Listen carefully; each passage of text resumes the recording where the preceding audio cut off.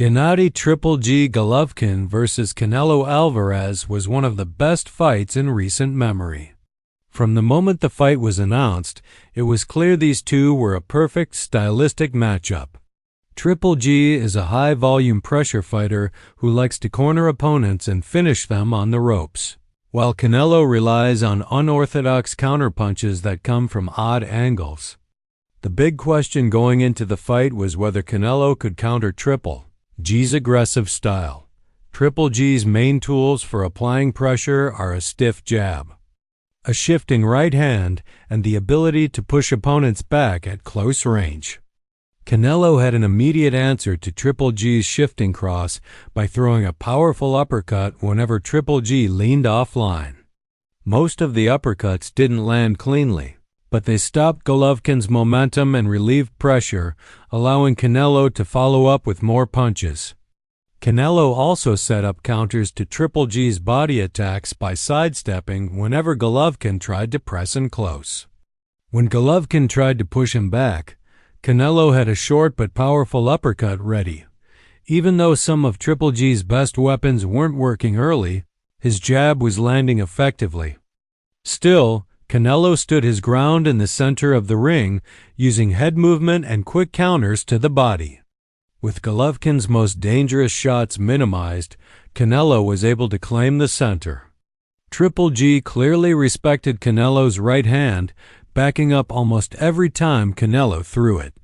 For the first 3 rounds, it looked like Canelo had Golovkin figured out until Golovkin adjusted.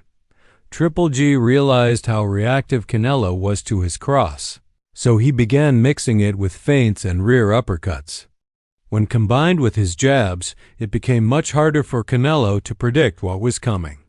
Golovkin slowly and methodically built pressure and started to control the ring dot in the 4th round.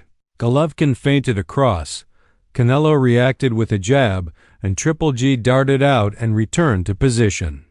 He moved his head offline, landed a jab on Canelo's guard, stepped back, then feinted another cross. Canelo raised his guard again, and Triple G split it with another jab. Canelo stepped forward trying to regain ground, but Triple G countered him. Each time Canelo tried to move forward, Golovkin timed him with jabs or crosses. It was a slow, precise battle over inches. But gradually Triple G began moving Canelo back toward the ropes. Canelo often likes fighting with his back on the ropes, firing powerful counters or suddenly charging forward. Fortunately for Golovkin, he didn't fall for these traps. Instead of throwing big looping punches, he stayed at range and picked Canelo apart with straight, low-risk shots.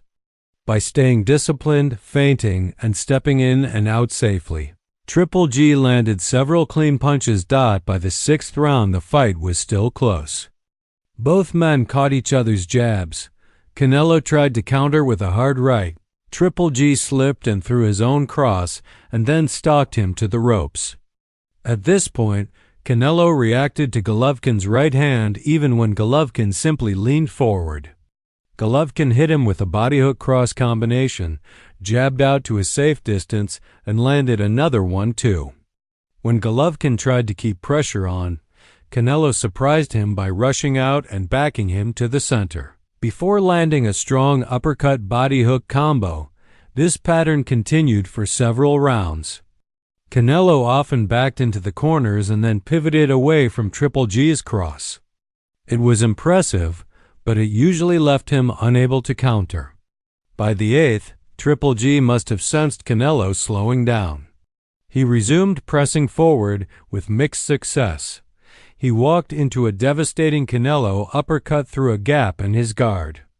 In the 9th, Triple G tightened his guard and pushed even harder, finally landing his signature looping punches at close range. But again, he got careless and took a massive right hand from Canelo. Both fighters absorbed shots that would seriously hurt most men, yet both kept fighting unfazed. The next 3 rounds were all-out war. Triple G increased his pressure in the 10th, took body shots but bullied Canelo for most of the round. In the 11th, Canelo got aggressive and the exchanges were incredible. Both jabbed, Triple G slipped inside and threw a powerful cross. Canelo slipped and charged forward. Golovkin weaved away, and neither landed clean. Canelo later pulled away from Golovkin's right and countered. Golovkin ducked and threw a long hook that Canelo narrowly avoided.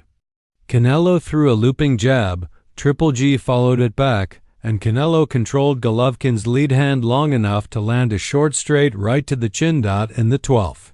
Both fighters gave everything. Canelo emptied the tank with nonstop offense, and Triple G absorbed the shots and kept pressing forward. They fought at full intensity until the final bell. The fight was extremely close. Both landed nearly the same number of power shots, but Triple G landed more punches overall and controlled the pace. There is a fair argument for a draw, but personally it felt like Triple G won most of the rounds. Regardless, it was a close fight and absolutely deserving of a rematch.